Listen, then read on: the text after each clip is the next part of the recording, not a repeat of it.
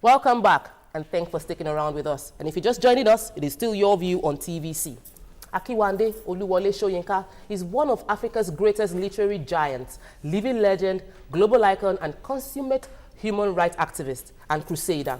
Born on July 13, 1934 in Abeokuta, Ogun State, Wole Soyinka came into global acclaim when he won the Nobel Prize in Literature in 1986. A professor emeritus, his books and plays are widely popular all over the world and include The Lion and the Jewel, Ake, Death and the King's Horsemen, A Dance of the Forest, The Trial of Brother Jero, and so much more. As he turned 80-year-old yesterday, we celebrate his fearless and indefatigable spirit, shining light, and creative ingenuity. What impact has Wole Soyinka made in Nigeria and the world? It is your view, let it count. You can call us on 070-8066-8014, or you can tweet to us at YourViewTVC. We would like to hear your view on what you feel Wole Soyinka has impacted on your life personally, the country, and Nigeria. Ladies, Wole Soyinka. I am a literature student. I studied English. I didn't. So Wole Soyinka is a literary god. I'm actually saying that he is a god because we all idolize. With a small G. There's no problem. with a small G, of course. We all idolize Wole Soyinka. It's like whenever it's time for Wole Soyinka's plays, Brother Jero and all of that, everybody is panicking because he just has this literary style of writing. You just want to get into this man's head and understand what is the concept. And you look at his books, there's a lot of politics and Death and the King's Horsemen, Lion and the Jewel, Trial of Brother Jero. There's just a lot of political statements going in there, as much as it is entertaining as well. So I feel very disadvantaged that I've never read any of Wole Soyinka's books. I'm a science student. I didn't have any reason to not even his poems. Study any of his books. I really feel it. Because my husband, when I told him that I was going to be doing this, he said, "Are you kidding?" Because he's a theater arts graduate, so he did all this. And that's a picture of him. God, the man doesn't look. He doesn't even look a day above 60. I'm telling you. On his face, Nima, what do you think? On his face, you see this energy for fighting for what he feels, what he's convinced about. He fights for his convictions. That is one thing about him that I've always admired over the years. And then I also admire the fact that he brought greatness to Africa. He was the first person to win a Nobel Prize for Literature. Yes. In Africa, and a Nobel Prize at all in Africa in 1986. So it's one of those things about him I also admire. I admire the fact that his books are on point. I remember my father telling me a story. I don't know how verified it is. He was telling me that Wole Soyinka had written a book that was being studied in a classroom in a university in the UK. And the teacher, not knowing that he was among the students in the classroom for his master's or something, was reviewing the book and talking all about it, in the Oyibo man's perspective. And he corrected him that you cannot know the book more than an African man. There's a black person in the classroom. Because his books are influenced by his culture. Some of his words is... he created words. He created words. He's very strong. And they got into the dictionary. The English language cannot fully, translate some words in our languages. So for a person to be able to find the appropriate, that's why you have the big grammars and everything coming from, because you would look for that word that would perfectly translate what it was. Please. I'm happy that we have a Wole Soyinka in Nigeria. However, if words were just enough to build a world-class material, I think we'll not be where we are in Nigeria. So we need more than words, or what you think? We need more than words, because I don't think, because he says a lot of things, and I've listened to him speak sometimes, and I've also, heard like interviews. I've read interviews about him, and the kind of things he say. Yeah, that's a picture of him when he was really young. Okay, the kind of things he say, you wonder that our leaders, do they listen? Do you understand? But that's not his fault. No, really. What I am saying is that I wish. Because what we're saying right now, we're just using words. But the thing is, we're hoping that the more we keep talking about this, is that when you read these books, I wish words. They are satires. A satire is something that takes a normal image in our regular lives and makes it out in a storybook using other characters. When you read it as a student, what you see is that if you understand what is playing out, like this issue of Boko Haram now, I'm sure if he was still in the writing mood, we'll have a book. Are you sure he's not even writing something on it? We'll have a book that will bring out these characters. The truth about it, some things that people would never find out, because we know we talk about their sponsors in politics, stories being killed, a lot of things like that. They come out in his books. That's the kind of person civil activism, because he was these books during Abacha's regime. There's a picture of a book. The man died. I didn't understand that book till today. And He's still alive. I think I'm going to pick it and read it again. He's still alive. And I really wish to meet him someday. I've never met him, and I adore the man. Speaking of adoration, I remember him talking about boldly speaking out against the centenary award they gave Abacha, and then his son Sadiq wrote and was asking this very same question. Soyinka, what is your accomplishment for Nigeria? What have you done? Let me just state right now that while a lot of other people were bowing to Abacha's rules and regulations and shutting up, he stood up. He was Abacha hated criticism, and he was one of the very few people who stood up to Abacha and said, look, this cannot work. He even joined the military in order to carry out his actions and built an underground radio station that countered every of Abacha's action, which was why Abacha wanted him dead, and then he had to escape. So he said, I thought I spoke to my leg. That's the kind of person. So that's what I'm saying. You need to get my point here. I said if we were in a nation where if our leaders would hear what was yes, saying. if they listen to words. Obviously, they might not. We might not be seeing the repercussions of all those words. No. However, we are seeing a consciousness in people. We are appreciating him. People are talking about the fact that education has gone down. Little by little, it might not be as fast as we want it to be, but change will come. Okay, you say what you need to say when you're convinced about it. But what kind of government we have? They show us that they actually do read his books, that they listen to him, but they are very, very, very selfish. Imagine in military rules, because he was given a centenary, he was nominated for the centenary prize that he turned down. Yeah. It shows that our government knows this person is an icon. They know what he stands for. Because the same week when the Abacha story that Sanzi was saying played out between himself and the son, that was the week he was indicted abroad. And all the money, the amount of money he had laundered was published abroad. So this is, our government know. But you know what Fela says, truth don't die. They know this thing, but they want to kill. Early for today. Continue. Which reminds me, Nima, that Wole Soyinka is like, in fiction, Wole Soyinka is what we have in Fela. Yeah, true. That's true. That's true. So, but I want us to talk about another thing that we see not playing out nowadays. I've been able to reach Mamanda's book. She's a fantastic writer. Going after Chinua Achebe, and we have Chinua Achebe. Why don't we have more writers in our generation who are speaking up against the rot in our society? You already said it. We no longer have readers. So how do we get writers? No, we read. Do we read? No, but you read. But you will be amazed the number of people. You'd be amazed when I carry a book and I'm reading American. I'm going to drop it for Francine Rivers. You'd be amazed at the number of people that are telling you drop that book, Ojari. You don't have. People don't read. We don't value. That's why for instance, listen, Nima, hold on. Even the Bible says that you have to be careful how you use your tongue. Words are very powerful, but if put to proper use, all these words you're saying now is that people don't even appreciate what these words mean anymore. That's why it doesn't hold any weight. So even if a Wole Soyinka comes out and says something about Boko Haram, they just brush it off.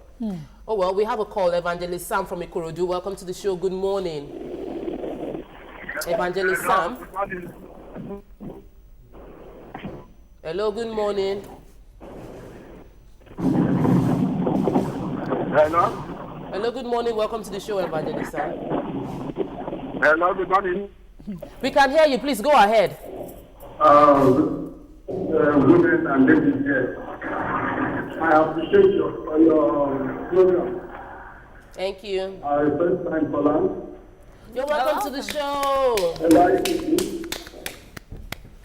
Are you hearing me? Yes, we can hear you. Okay. I just want to comment on the resource control and the I want to just let myself. Oh. Do we have tweets? It's not loading yet. Do you have tweets? I've not even started checking. Well, we're talking about somebody that has just turned 80 years old, and this is a man that even the president at the moment had to issue a statement appreciating him and all that. He's still fit. I remember just like 4 years ago, there was a protest that he led, and he made a walk within Ikeja. He's agile. There's something else I want to bring up, because we've been talking about his books and all that. How about his way of life? This is a man that he says he eats healthy. He takes good care of himself. He doesn't contaminate his body. He's very conscious about the fact that everything that goes into him can destroy him. So he eats healthy. He doesn't live in polluted area. Really, I'm telling you, I'm not you might say because he has money. Hold on. Wole Soyinka, his lifestyle is absolutely different from the man living in Ajegunle. So if he's 80 and he eats healthy, the man who is 80 in Ajegunle, there are many 80-year-olds that can't stand. I know. I'm just saying that I probably don't agree. He's a disciplined man. He's like, he is. And we must say that. This is a picture of him. I think this was when he was leading a protest or something. He has a reoriented mind. Yes. Listen, that thing you're talking about is not the fact that he's living in a posh area or there's somebody else living in Ajegunle. In Nigeria, the culture is that if you're a rich man, you would have like 10 beef. Then 10 turkey on your plate. It shows that you are wealthy. Yeah. You understand? But if you have I read somewhere is a vegetarian. I'm not sure. I don't want to say what I'm not sure about. But being a vegetarian is expensive. Listen, Top Sandy, if you have a transformed mind, you would know that all those things does not relate. Make you wealthy. Make it look like I'm a wealthy person. We have a call. It's a conscious thing. Good morning, Mazi Obioha. Welcome to the show. Good morning. Good morning. How are you? I'm fine, thank you. We're all fine. And you, good morning, Mama. Good morning.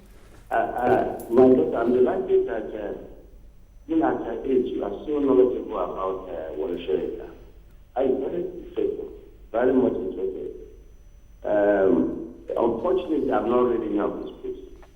Me too. That's a minus on my part, but Wole Soyinka is an icon.